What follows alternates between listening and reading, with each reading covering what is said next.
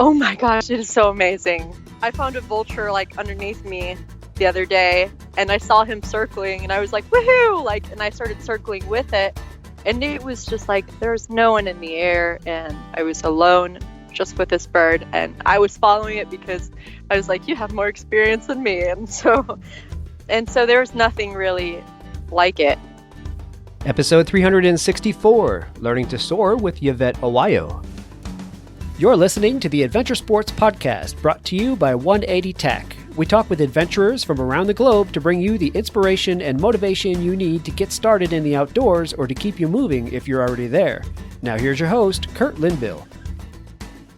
Hey, Kurt here. Today's show is about flight. Not just one type of flight, but it's about learning to fly in 3 different ways. Yvette Aguayo is on the horn with me, and she is down in Phoenix, near Phoenix, Glendale, Arizona. She tells me she's sitting outside like one of these sidewalk cafes, and it's sunny, and she has on a tank top, and it's really nice, so the rest of us can just start being jealous right now. But Yvette, thank you for coming on the Adventure Sports Podcast to share your love of flying today. Hello, Kurt. It's nice to be here. Well, we're really excited to hear all about it. And so we're going to also hear the birds and the buses and the cars and the wind, and that's going to be part of the fun. Sweet. Sorry, I just saw someone on their motorcycle just stall out when they're making a turn right in front of me. I'm like, oh, it's perfect. This is actually exactly what's happening right now. Well, you give us the play-by-play, keep us entertained. We do motorcycles on the show, too, so that's good. It's all good. So Yvette grew up in Arizona and took up flying some time back, and she started with sailplanes or gliders, right? And then went to prop planes and then to hang gliding. She also does river guiding, and she's a climber, just another adventurer extraordinaire. So Yvette, we're excited to hear all about it, but we're going to focus most of our energy on hang gliding, right? Okay, sweet. Yep. Okay, but we want to hear about your journey into flight. And I was thinking about this before we hit record. I was remembering the Wright brothers. And it's kind of funny because their first flyable airplane wasn't that far removed from a hang glider in a way. Yeah, they were really similar. But, I mean, the whole idea of something really, really light that you can get in the air with just a slight breeze, you know? Yeah, and they still do hang gliding out there because that was like a really great spot where they started. I'm not too sure. Oh my gosh, it's like near Kitty Hawk hang gliding or something like that. Kitty Hawk kites. Yeah, Kitty Hawk kites. That's what it was. Yeah, they have those events like all the time. They're having a huge one coming up. I'm not quite sure about the name, but I was thinking about going to it before I peel out this season for guiding. But yeah, I don't think I'm like as far, like, I don't think I'm like as far as advanced as those guys.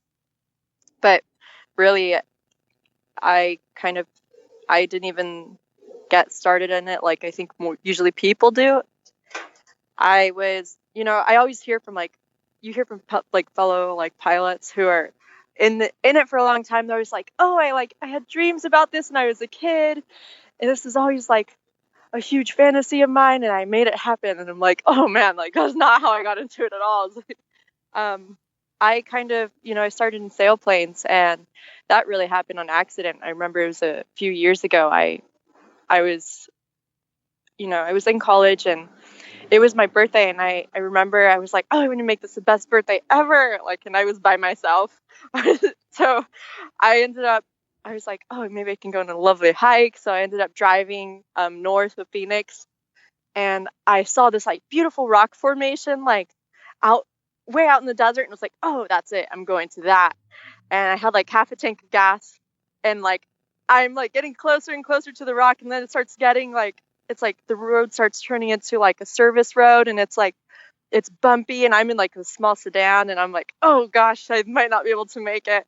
So finally comes a point where it's like only high clearance vehicles, and I disappointed because I was like, oh man, I told myself it'd be an amazing birthday. I turn around and I start heading back to Phoenix, and I passed by the sign, and I'm pretty much in the middle of the desert, and it says like glider rides, and there's like this like it's a picture of a sailplane.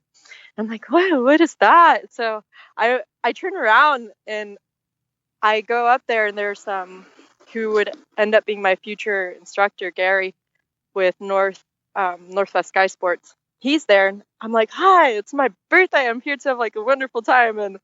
And he is like, oh, sweet. Glider rides are $150. And I was like, I don't have that much money on me. So, so I was like, oh, like, I was like, turned around, walking away. And he was like, well, I could just take you up, and I'll just take you up anyways. And I was like, what? Like, I was so thankful. No one's ever really done anything like that for me. And I was so scared. We were up there, and I was like, is this worth it? I was like, I don't know if this is the right idea. I was like, I didn't even tell anyone where I was. If this thing goes down, how are they going to find my body? and I ended up, the ride was fun, and I got down and I was leaving, and he was like, well, do you want to take lessons? And I was like, oh wait, actually, sorry, I'm getting it kind of mixed up. So I'm leaving, and I already in my head, I'm like, okay, I'm going to call back tomorrow and pay him back with my credit card. And so I call him in like 2 days and to pay him, and I pay him that difference. And then he's like, well, do you want to take glider rides? And I'm like, I can't afford that. I'm in college. I'm like, I couldn't even afford a ride. Like, and he was like, well, I can give you discounted lessons. And I was like, wow. So I started going out there, and I remember I didn't tell my family about this at all. They're so conservative and like safe. I was like going out there, and I went out like 4 times, and I was learning, and I was like, wow, I really love this. I think I'm going to stick with it. And then I told my family, I was like, hey, I think I'm a pilot now. And they were like, what? And I was just like, yeah, like it's amazing. And from there, I just I met people, and I asked around, and I wanted to find a way to make that my life. So I found someone who gave me some private lessons on a prop plane. And he moved back to Utah because he was on his way for commercial airlines. So I've been kind of just studying for my private pilot's license, which I still haven't got yet because I spread myself out thin over activities. But so like about a year ago, I was like, I want to fly, and I want to find something that's like relatively cheap but different. And I found, I tried to get in contact with this one guy who was offering lessons, and he kept turning me down. He was like, I was like, I really want to fly with you. He was like, I'm so busy. Like, he didn't even get back to me until like a month after, and it was already getting warm here. So I knew the thermals were kicking off already. And I was like, I really want to fly. And he was just like, oh, I'm so busy. Go to these people, Sonora. It's called Sonora Wings. And I was like, no, like, I want to go with you. You seem like older, more experienced. And he was just like, no, like, really go to these people. So I go over to Sonora Wings, which is like amazing now.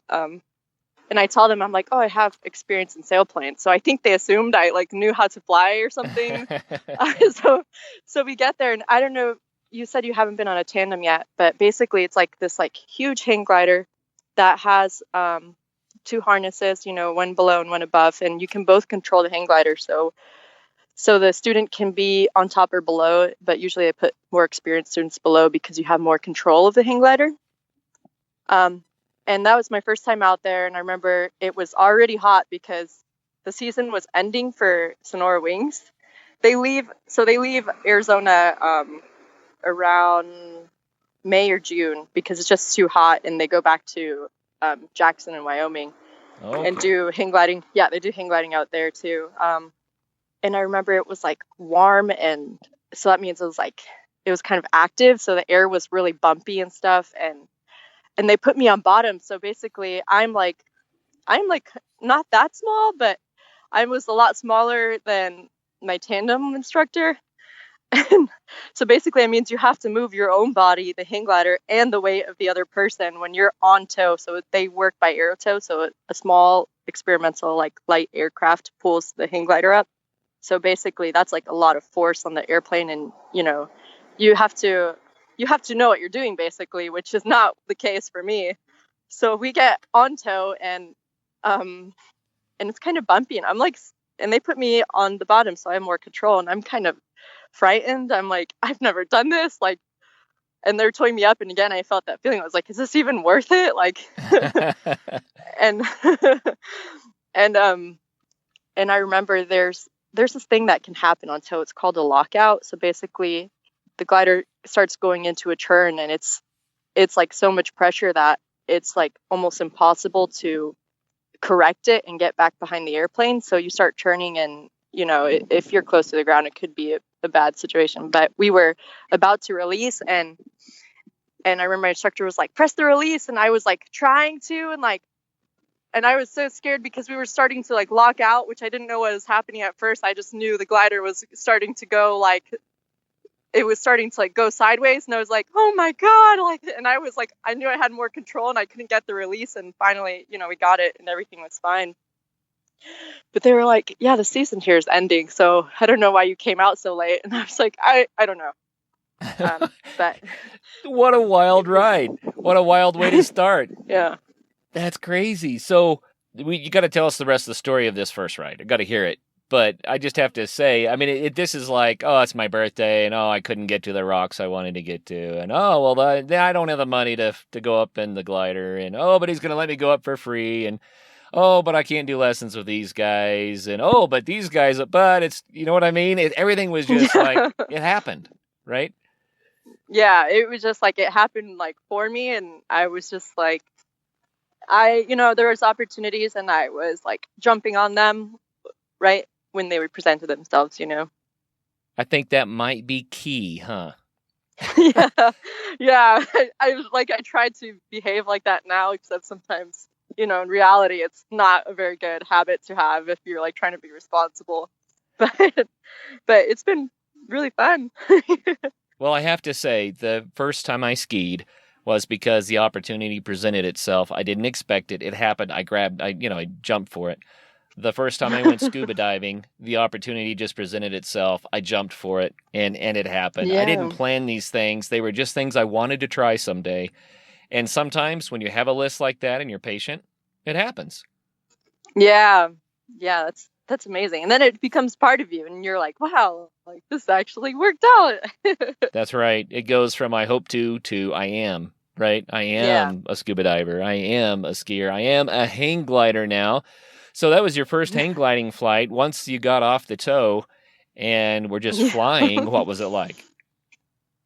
Oh my gosh, it was so wonderful because I've only experienced, being in the sky, like in the closed container. I remember my instructor like opened the door of the cockpit of the sailplane, but I was like, the wind was so loud going against the aircraft that I was like scared. Right. But it's so quiet up there, and it's really intuitive. Like it's really an intuitive sport. So for me, someone who like, I only have technique to go off of because I'm not that strong. I just, I really appreciate it. And like, you can feel the weather changing and like hitting your face, and it's amazing. You're in a completely different environment that I think is kind of hard to recreate in situations where you're not actually just hanging in the sky. That sounds so cool. So that's been more attractive to me than flying in a single engine plane. That sounded like an airplane too. Let me guess, that's a bus. Yeah, it was. Sorry about that. No worries. I think it's great when we catch up with someone adventurous and they're out and about. It's just part of the lifestyle sometimes. I'm out and about myself right now. I didn't tell you, but I am on my mobile recording station. So it's all good. Cool. Yeah. I love modern technology. Yeah, to be able to work remotely from, wherever you want, basically, as long as you have that internet signal. Yeah, that's awesome. That's awesome. Well, I was starting to ask more about this flight, but I guess where I was headed with it is that, I have taken a couple of flying lessons in a Cessna, and I enjoyed that a lot, but I always thought I really just want to fly like a bird. Flying with a piece of metal equipment is cool, but I'd really like to get that sensation of being the bird in the sky. And I think that's what you're talking about, right? Oh my gosh, yeah, because there's nothing that can help rise you up other than your own knowledge and, feeling the air. So yeah, it's pure. It's just a pure feeling. Wow. So I have to ask about, was that first flight just really, really scary? Really, really exciting? Did you walk away from it saying, okay, I don't have to do that again? Or was it like, oh, I am No. so hooked, I'm down with this? No, I was like, oh no, like I've ruined my future. It's like I have to do this now. It was, yeah, it was really interesting. Cause I was like secretly so happy on the inside, but when they were like, how was it? I was like, it was nice. But I was like, oh, like I was like talking about it for days on end, like when I left, and that was something that I think I've experienced certain like modes of flight, and I think that one for me, and I haven't tried paragliding, so I wouldn't know. That one for me was like, it felt so natural and it felt so much easier. Like I always had trouble finding thermals and sailplanes because I was like disconnected from the atmosphere. I couldn't feel everything that was happening. They say if you enter, if you cross the thermal, one of your wings tilts up, and I had so much trouble like recognizing that. But as soon as in hang gliders, you feel it, and you really feel it because you're like this tiny little bird in the sky, and it just like the wind kicks you and you're like, oh, that's it, and you turn your wing right back into it, and it was just like game changing for me. I mean, I was like, I can't do anything else now, like this has to be it. Okay, so here's one of my concerns about hang gliding, and it's not founded. I am a hang gliding ignorant person, okay? But you have tubing, you have fabric, you have cables, and that's it. And I think, it scares me a little bit because fabric tears, cables fray, tubing snaps. I mean, are these things really safe? Do you feel safe when you're on your kite? I feel really safe. I mean, they are rigid structures, so I think collapsing is less common in a hang glider, which is what I'm afraid of, is collapsing. So that's when the wings like do snap, and I haven't never experienced that because I'm new. So I'm like a beginner novice, and I hear like paragliding basically is just like mini collapses like all the time, and you're responding to it, and that just freaks me out because I don't know. I don't know how I would react to it. I know how I would react to it in a hang glider. I would have to throw my chute because everyone has one connected to their harness. But I feel really safe in it. That's I'm trying to think something. of. That's cool. And and I'm like a scared person. I get scared really easily. Like on mountain biking, I get scared of like, but in hang gliding, and again, like I'm new, so maybe I haven't been in situations where I could have, gotten hurt, whereas other people have. Or I hear about, people getting tossed in a really turbulent air, and their wings like snap or something. But I don't know because I haven't gone through it yet. So, well, if the wing snaps, I'll let you know. I mean, I've seen that, and it looks like so fast and aggressive that, of course, you only have one option when that really happens, is to throw your chute, because there's not. But you weigh that before you go into it. You're like, well, is this worth it? And then you decide from there. And I think it's worth it. But so, how many flights have you done? Oh my gosh, it's hard to say. Hold on, I'm trying to do the math in my head. Maybe I've gone up probably 30 times, 25. I was going to say, have you run out of fingers and toes? Have you been up that many times yet?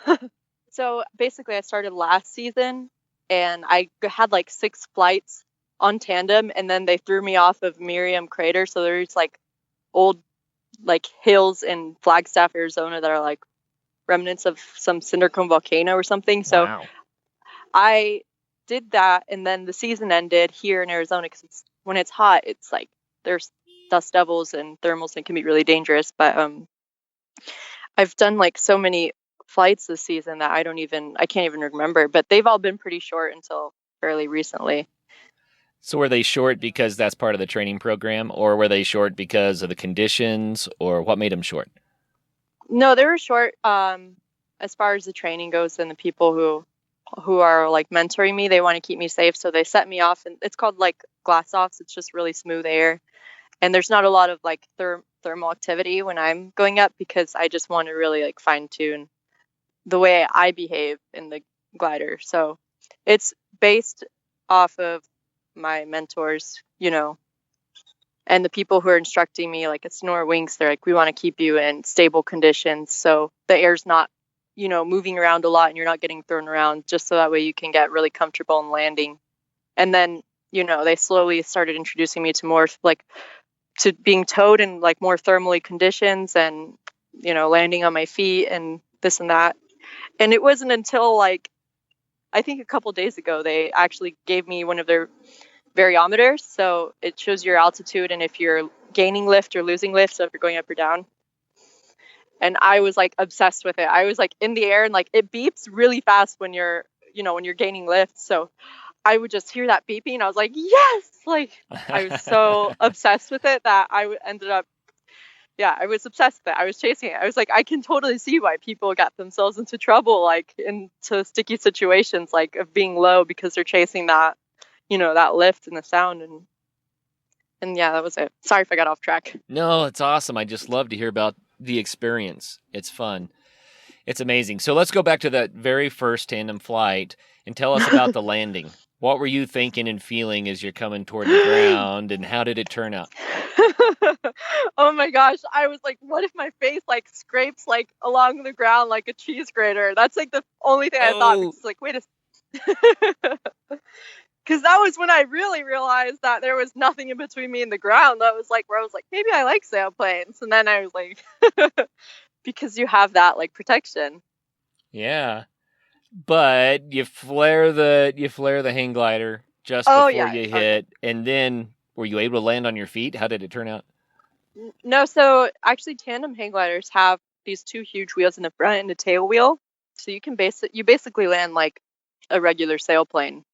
So you come in, with a little bit of speed, and as you're getting into ground effects, so as you're getting closer to the ground, you just, you ease up on the controls and slow down, and then you push out and you flare. So it's pretty similar to sailplanes, which at first was like intimidating. And in Arizona, actually, from where I'm learning, you learn to land on wheels first, because even for like solo student training, you have these two huge wheels in the front which help you, and you land on your belly first. So you're landing lying prone, and it's like really comfortable and safe feeling. And then that's when they start to introduce you into landing on your feet, which is like, if you don't learn that, I don't know. Landing on my feet, for some people, I've heard that it's like super easy, but I have such a mental block of landing on my feet with a huge like device strapped onto my back. So I'm kind of bad at it. You'll get there. So what has been the biggest surprise about hang gliding for you? Oh man. I think the biggest surprise might be how confident I am in my own decision making, because you get it when you're learning, you have an instructor with you at all times, and they're constantly reaffirming or telling you which of your choices are bad or not. So I myself am like a perfectionist, and I really love to do things perfectly and right and like to the book.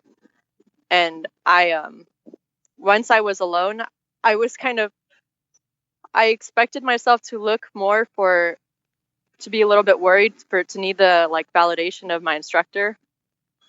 And I just didn't, I was really confident in my decision making that I had when I was doing my approach and when I would hit a little bit of bumpy air. And I was really happy about that.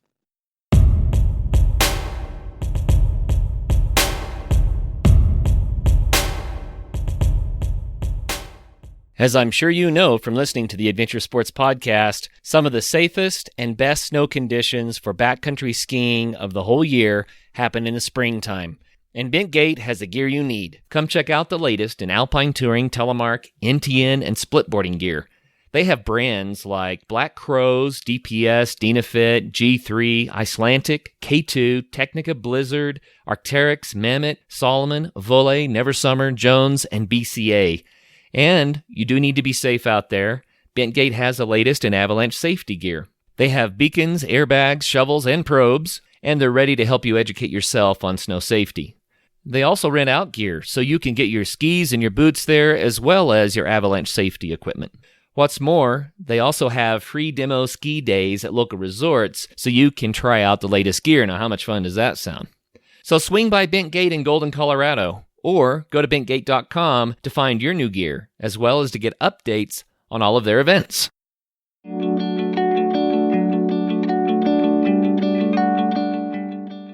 Well, here's a question that just popped into my mind. When I was doing a little bit of flying in planes, right? I flew a couple of Cessnas, but then I ended up flying kind of a souped-up Mooney. And the reason I mention that is because the Cessnas, when you're holding the yoke and you want to move the plane around, there's quite a bit of movement to make the plane do what you want. And then I got in this souped-up Mooney, and all you do is just change the amount of pressure on your fingertips, and the plane responds. And I've always looked at a hang glider, and I thought, okay, so is it like the Cessna where I'm really moving things around to get what I want, or is it more subtle? That sounded like an F-16. Was that an F-16? No, it was another bus. It was actually a Metro bus. So that was close. Tell everybody it was an F-16 next time, okay? That you're on your hang glider right now, and one just went by, and you're caught in the jet stream. And oh man, I wish that would be so nice. Yeah. So back to the question though, how responsive are they? So I'm in like a beginner glider, so they're really stable. So that means basically they just want to kind of stay straight. So the amount of input that I have to put in is huge. Like when I was like thermaling, I was like basically like doing like a one arm pull up with one arm and like, you know, pushing out with the opposing to like stay in the thermal, or at least I was, because that's like that glider just wants to fly straight. But as I've heard, you know, the really high performance gliders are like, you need a lot less input to control them. So it can go either way, really. Just for me, I have to put in a lot, and I haven't had the chance to fly like a high performance one, so I haven't got to experience how sensitive they are. But I've heard they're super easy, like, but they're, you know, you can't just jump right into that because you can you'll hurt yourself. Yeah, exactly. So let's get a mental picture of what's going on here. You're hanging underneath the wing. You've got a triangle of bars that comes under you that you can hang on to. And as you shift the bars around, the angle of the wing is changing, but you're still kind of the center of gravity of this thing because you're hanging there, right? Yeah. And so you move the bar to the right, and you're going to go left. You move the bar to the left, and you're going to go right. You move the bar out, you're going to tip up, and if you move the bar in, you're going to tip down. Did I get it right? Yeah. You're not really moving the bar. You're moving your body in position relative to the bar. So you're hanging. You're hanging. You know, from the king post, I believe it is. Not the king post, the keel. So you're hanging like around the middle of that like vertical. Got it. Perpendicular to the wings. Yep. And you're pulling your body to the left, and that's putting that input in. So that was like another mistake I made. I would always try to move the bar around instead of moving my body over or, you know, to the side of the bar. I would just try to move the bar with my arms, when really it's like all in your hips, and I have such trouble doing that. I'm actually a terrible dancer too, so that made a lot of sense. I was like, okay, well, I'm not good at this for that reason. And but it's really, you know, it's really just you're moving your whole body kind of like a pencil relative to the bar. And that's what makes it, you know, move to the right and stuff. You know, whitewater kayaking is like that too. People think you're pushing yourself around with a paddle, but no, you're moving the boat around with your hips. I know. And I learned that too, because that's what I do. And that also, kayaking and like flying, you know, the atmosphere isn't just empty. It has density to it. So the way it moves over the mountains, and the way it's the same thing as the way like water moves over, you know, rocks and creates eddies and that. So that was something else that I thought really helped me, and like kind of helps me move around within the like atmosphere, even though you can't see it. It's just like, you know, you're kind of that like you're reacting with your hips, like very like in very small movements relative to like what you're feeling in the air or in the water. Cool. You know. All right. How about this one? We love this. We haven't asked this story in a while for this story, but a time that things went wrong, something that shook you up a little bit. Oh my gosh, like my first like aero tow, so my first like flight, there's this thing called a bridle, so that's what connects your harness to kind of the hang glider, and then the tow line connects to that and to the airplane. And I was connected to it in my very first like solo on aero tow. So my very first solo flight without anyone around me. We went up like I don't know, probably only like, it was probably only like 15 or 20 feet, but it felt super high to me. So as soon as I started, you're on this like dolly cart. So you're holding onto it and the plane starts going. And once you have enough lift, you let go of the dolly cart and you shoot up over the airplane. And the very first, like right when I shot up, the line broke. So I was like, oh no. So I still had enough runway left to pull in and like safely land. But I didn't go over that hypothetical situation with my instructor until the first flight before that. Because I said, what if the line breaks prematurely? And then we simulated that. And then I was like, oh, okay. She's like, that'll never happen though. Like, you'll be fine. And then the very first flight, that's what happened. And I was like, oh, I was like kind of shooken up, and, you know, everything was fine. And we did another flight right after that, and it was fine. But So I didn't anticipate that to happen, because that's just something you just hope won't happen, you know? You know, and things like that do happen and that make for the best stories. I'm not advising anyone to do what I'm getting ready to say, because it was a bad idea, but still, it was great. My first scuba dive was not in a pool. I didn't take lessons. I just went, and I ran out of air at 70 feet. No! For real. Now, and I can keep going with this. My first skydive, tandem dive, the drogue chute that holds you so you don't fall faster than a single skydiver, right? The drogue chute got tangled in our warble, so it was all tangled up and it couldn't pull our main. And gosh. Every time I try something, it seems like something goes unplanned, right? Something was unplanned, but it was fine. The instructor knew what to do, and he maneuvered around until he finally managed to grab something and fling it out into the air, and it actually did go ahead and deploy. But these things happen. And so on your first solo flight, the line breaks. I know. And that's the thing too, is like everyone that will act calm and collected in front of you. And then like when it's all said and done, like a week later, I'll be like, oh, I was so scared. Like I was like, I don't trust you anymore. And, you know, and even I'm sure you felt like, did you feel safe when you were skydiving? How did that feel like when you looked up and you saw that? Did you comprehend? I actually wasn't sure what was going on because I was underneath the instructor. I couldn't really look up. I just knew that we were going really fast and I was having a lot of fun. And yeah. And that's like ignorance is bliss. You're you don't know like what's going right, like what's wrong or right. So you're like, woo! Well, the one thing that I should have put together, but in my lack of experience had no idea, is that when the pilot or the drogue chute, finally did deploy, the lines were still twisted, and it caused us to spin. So we were spinning, and I'm watching the world go in circles, and I'm going, why are we spinning? Why are we spinning? And then later I found out that it was because of the way that chute deployed. And then, of course, we corrected it, and it just had a beautiful dive. But I wanted to bring that up anyway, because that's the closest I've been to hang gliding, is after we opened our main, and I got to fly the canopy to the ground. I was enthralled by that experience, and I thought, that has to be similar in some way to what you're doing. Are you referring to like the wonderful feeling when your feet touch the ground again? I mean, what are you?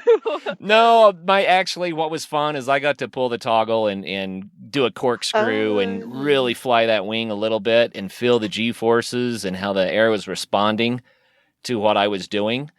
Yeah. And that feeling when we were still 2,000 feet up, right? Yeah. So is it just amazing?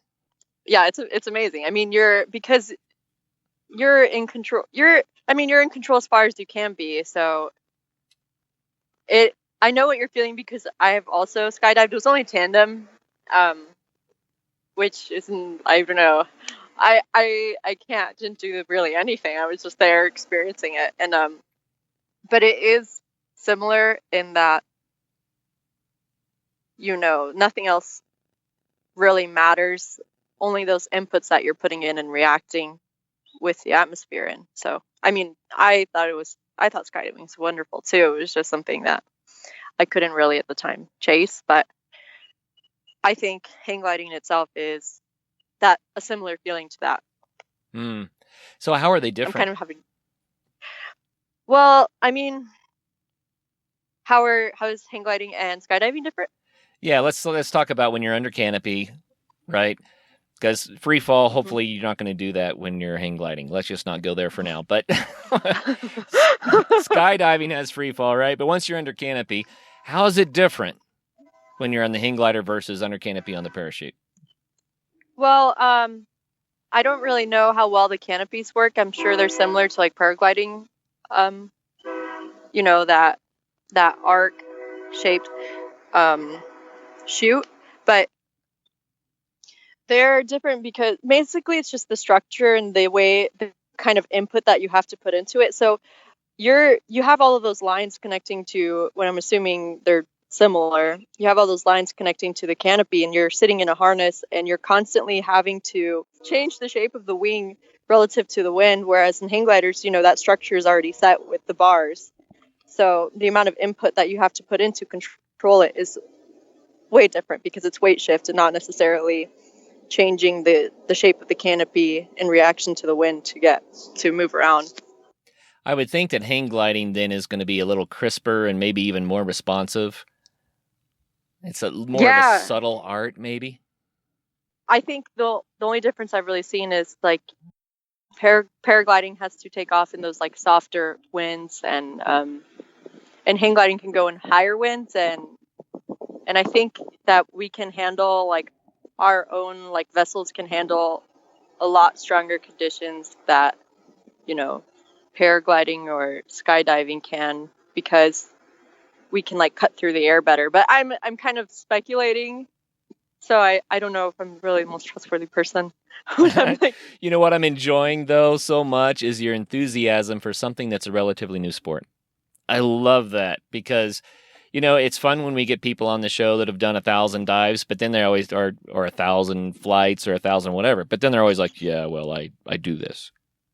And when it's someone like you, it's like every day is fresh and new and exciting, and that's what's so much fun, you know? That's awesome. Yeah. So your dude, your boyfriend does both paragliding and hang gliding, right? Yeah, he does. He's amazing. I'm jealous of like how good he is at everything. Does he prefer one over the other? I don't know. I think there's really, because I've been hearing him talk, because he's like how I am in hang gliding right now, how I'm like so excited over every day. He's like that in paragliding, even though he's already had experience with it. He told me basically that the convenience of it is, you know, far greater. You have a backpack that you can hike up to a hill and literally fly off of it, or you can hike up to a mountain and fly off of it, and you just can't do that really in a hang glider, because it's this, when you pack up the actual, you know, when you pack up a hang glider, it is like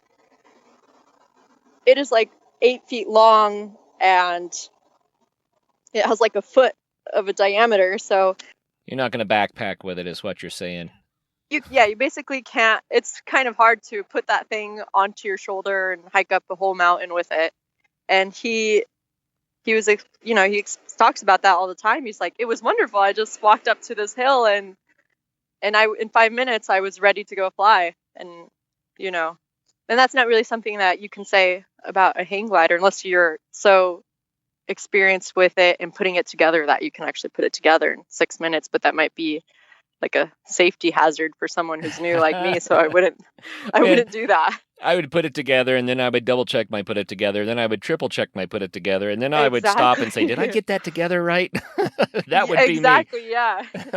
Yeah. And then I have people check me while I'm in it. I'm like, check it one more time. And then they're about to leave. I'm like, wait, how are you sure you did? Like, but yeah, no, it's just, and from what I've heard from people who do both, they're really different kinds of flight, which I haven't been able to experience yet, and I really hope to.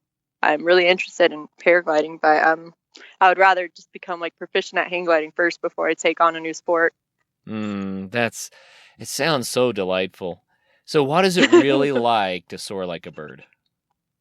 Oh my gosh, it is so amazing. I found a vulture like underneath me the other day, and I saw him circling, and I was like, woohoo! Like, and I started circling with it, and it was just like there was no one in the air, and I was alone just with this bird, and I was following it because I was like, you have more experience than me, and Right. so there was nothing really like it. It's so, and nowadays, like everyone's outside and it's wonderful. Like, I think it's great that everyone like gets out, but it's really hard to be alone in nature unless Right. you're in a place where you have to have permits, and you rarely ever see any other person in the sky. So it's amazing like how silent it is, and how much time you have to like really appreciate, where you're at. Well, how long So have you, let's say it this way, what has been one of your longer flights? How long are you up there? I think it was like most recently, it was like an hour and a half maybe, which is not Wow. long, but it was really fun because I got to, thermal my way up and stay up like over and over again. And, that bird I was talking about was the one that I was following, and it helped me find another thermal to get back to the airport, which was really convenient and nice. Convenient. Um, It's nice to land where you took off from. So were yeah, you towed up to start with?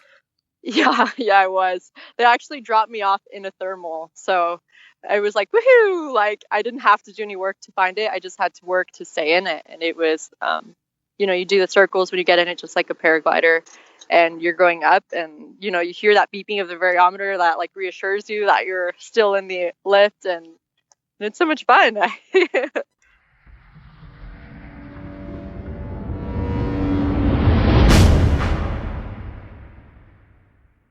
Spring is here and camping season is upon us. Visit our site at 180tac.com for your next camp stove. The 180 stove and smaller 180 flame are combustible fuel stoves, which are designed to burn the fuel that nature provides you at your campsite.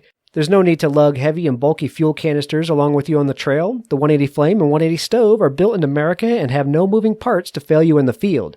Check them out at www.180tack.com. Your purchase helps support the Adventure Sports Podcast.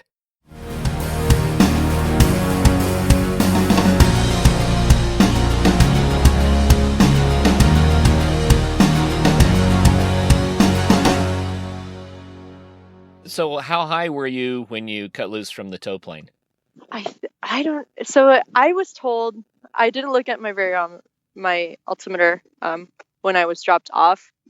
I think they dropped me off at like 2,300 feet above ground level, so I didn't really gain much altitude than what I was. I lost it, of course, and I was able to gain it back, but I think it was like 2,300 feet. But sometimes they tow me to 3,000, so it could have been either of those. Well, let's say that they tow you to 3,000 and there are no thermals and you're just going to glide back down to the ground. How long would that flight be? Oh, probably like, I don't know, like 15 minutes, depending on the sink that you're in. 15 Wow. or 30 minutes. Yeah, I'm like really bad with like knowing how much time I've been up in the air, because when I came down, I thought I was only up for like 30 minutes, and they're like, you were up there for forever, and I was like, oh. But yeah, I mean, it really depends on the amount of sink, because when there's updrafts, thermals, it's it's the earth that's heating up and something kicks off. The whole atmosphere is a certain temperature. Let's just say that, for example, the atmosphere is a certain temperature and the earth is heating up the air that's closer to the ground, and all of a sudden something kicks it up, and all of that air bubbles up and just makes this basically like funnel of hot rising air. So what that means basically around the air around it is that the colder air is getting pushed down back to earth, because something needs to replace that air that's getting pushed up. So there's like, right after I got kicked out of this thermal, and I was kind of far away from the airport and I was against the wind, I got kicked out of this thermal, and there was this huge downdraft that was just like pushing me like 600 feet per minute down. And wow. And I was losing a lot of altitude, and that was when I was like, oh, I've never landed in the desert before. I was like, and I was realizing, I was like, I'm in a headwind. I don't think I'm going to get back. So as it's good to be in the desert because there's nothing here. It's flat, which I was like, okay, that's good. I was like, let's just be positive. I was like, it looks like it's pretty empty out here. And then, luckily I saw that one bird that helped me get back up and get over to the airport. But so it really depends on the way the temperature, the way the air is behaving. Depends will really change like how long you're up or down potentially. Right. It's so fun to think about something that we can't even see, that we're trying to figure out, reason out, where's the lift going to be? Where's the sink going to be? Oh, there's the wind. What's it going to do to me? And to try to put that puzzle together so you can actually land close to where you took off from. I mean, that I've always thought about that with hot air balloons. Wow, that's hard too. And they can even go up at will, right? But I don't know. It's got to be crazy. I don't know. I've never been in a hot air balloon, but I mean, I don't think that was my really first introduction to like a visual representation of hot air rising. So I think, it's like, it's a mystery each time you're in it. You never know where it's going to be, or you can assume based on other people's, knowledge of that location, there's usually hot air rising here. And sometimes there's rotor, there's like turbulent air behind this building if you get closer to the ground. So it's just a trick, and I don't have a lot of experience, so I have to go off of the really experienced people, and I'm just kind of looking forward to putting myself in those situations where I'm a little bit more uncomfortable with the kind of air I'm around, just because you can't see it, but based on other people's experience that it's going to be rough, and you're going to have to really be on top of the inputs that you're putting in to the glider. Wow, but how much fun is it to be at the stage where you're learning those things, right? It's so exciting. Yeah, it's great. Yeah.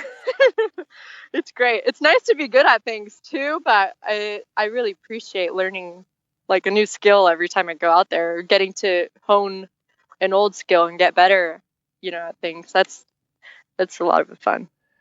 Well, man, so I know that our listeners must have 1,000 questions I have not asked yet, but here's one. How expensive is it, really? Oh, it's really not that expensive to get into. So to start, I believe the basic lesson package is like around $700 for like 7 or 10 flights. So if you're thinking about instruction and flying an aircraft, it's like $100 a lesson. And from there, I'm not quite sure, but I do know that you can get like a really good glider for like $2,000, and they can last you for like ever. So there's only like that initial cost. Like if you're climbing, how you mostly have to buy your gear once, and if you take care of it, it'll last you forever. It's really similar to that. Okay. It's not as expensive as the sailplanes were, and the actual pilot, instruction was. Right. I think both of those were like $160 per flight in total. But really, it's just like sailplanes. You're going to be doing it as a hobby, so you kind of have to pick and choose. And if you can only have so many expensive hobbies if you have a certain income. Sure. And if you're gonna, yeah, but I would kind of equate it to, I don't know. I mean, it reminds me a lot of like trad climbing. You have to have all your gear, so it's affordable if you want to put the time and effort into it, which a lot of people don't have that, that opportunity. Right. Nowadays, I've noticed. Well, in the training that you're doing, do you have certification levels? Will they sign you off eventually and say, okay, you're the expert, go have fun? So there's the U.S. Hang Gliding and Paragliding Association, which is like you pay to be a member, and then I think you pay for each rating that you get. So basically, you have like a Hang 1, a Hang 2. I think it goes up to Hang 5, and that basically, you have to get a sign off from an instructor saying that you have these certain skills to be a Hang 1, or you have the certain skills to be a Hang 2. I think Hang 2 is like aero towing capabilities. So there's certain certifications that you have to meet the certain criteria and be approved by someone who was certified by the US HPA, USHPA for short, in order to fly certain sites that are covered by USHPA. I don't think that necessarily means like you're safe. You don't need any advice, because there's this like common thing that's called intermediate syndrome, that that I always hear about, and I'm like definitely afraid of having it. It's, novice pilots or pilots that have like 50 to 100 hours who feel confident in their, they feel confident in their abilities to fly. So they're really hard to take advice from more experienced pilots. They feel like they know it all and they're invincible because they haven't had an accident yet, or for some reason or another, they are just really hard-headed. So I think that if, even though you have these certifications, it's really to your benefit to go with someone who is more knowledgeable and, really have a small ego and just be open to critical advice, because it's really, in the end of the day, you're putting your own life on the line, and you should be around someone who is experienced and who you trust to tell you if you're doing something stupid or tell you if they think it's dangerous, because most of the time, most of the pilots I've been around are really honest. I don't think there's a moment where you can really know it all. I think that's wise, and I love what you say because it applies to so many sports. Training matters so much for safety, and most adventure sports are very safe with the right training and the right conditions and all of that sort of thing. But that's what matters, right, is the training. But that overconfidence, saying, okay, now I know it all, that's what gets us in trouble. The climbing guide that fell off of the Grand Teton last summer. Yeah. How many times had he been up there? How many times had he done that rappel? How many times had he taught other people how to do it? But that day, for some reason, my understanding is, and I might be wrong, he thought that he was on rope and he was off. And he just leaned back a little bit, and that was that, And so that's what happens when things become too routine and we think we know what we're doing, and we make those mistakes. And we just really can't allow ourselves to do that. So I'm glad you brought that up. I think that really, really matters. And it always comes when you have some experience, enough to feel confident, but not enough experience to really, really know, right? Yeah, that's true. And then, in the end, you can do everything right, and circumstances will decide it was still not, Got to roll with the punches. Yeah, it's really fun. That all of that translates over to your day-to-day experiences. I'm so I'm a novice in basically everything, and it's really nice to have people around me that help keep me in check. And I think it's fun. I think it's a really good community, and you build really good relationships with people that you trust, and overall it's been a really good experience. So it sounds to me like this has really brought a lot of new enthusiasm and enrichment to your life. Am I overstating that or understating that? No, you're right. You're right. Overall, I'm happy when I'm on the ground. I'm totally thankful to be here. I'm yes, this means I did something right. Nice. But yeah, I do appreciate all the time I have, and any sport I do, when I come back from it unscathed or in one piece, I'm really thankful. So it sounds to me like, in your experience anyway, adventure sports have really contributed a lot to your joy and happiness. Oh, yeah. Do you think other people should take up sports? What would be your advice? I think having an open mind when you're going and trying new things. I think, first of all, getting out there is the first part, and having an open and positive attitude is really important in order to be successful in anything, because, most of the time when we try a new sport, we're not very good at it, because there's all these mind-body connections that you have to have, and, it's a lot of repetition, and anything like mountain biking or climbing or flying, we don't know anything off the bat, so it's really important to be positive, because all of these experiences translate over to your confidence and real time and your day-to-day activities. Very well said. How fun. Well, do you have a parting story for us? One more story that is either funny or inspirational or somehow illustrates what hang gliding is all about? Oh, man. I have this one that's kind of sad.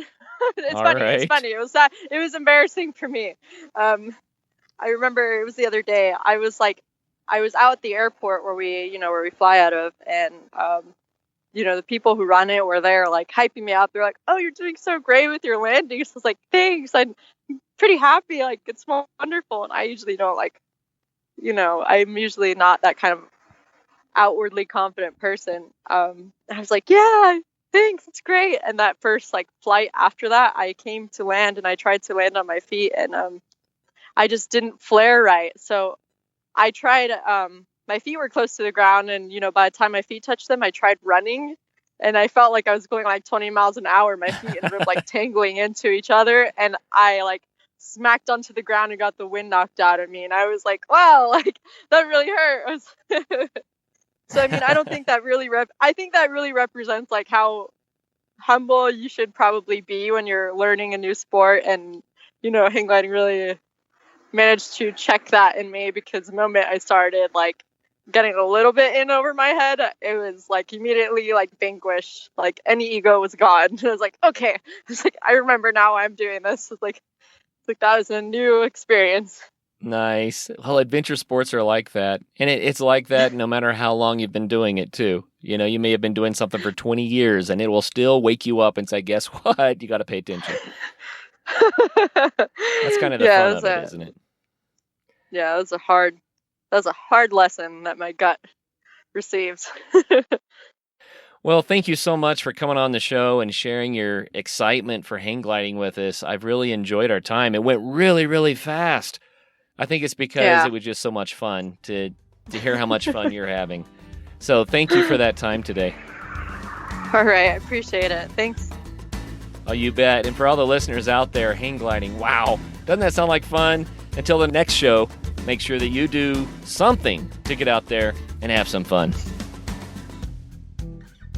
On Thursday's episode, we've got Andy Liebner here to talk about Nordic ski racing. Until then, hit us up on Patreon and make sure you get out there and have some fun.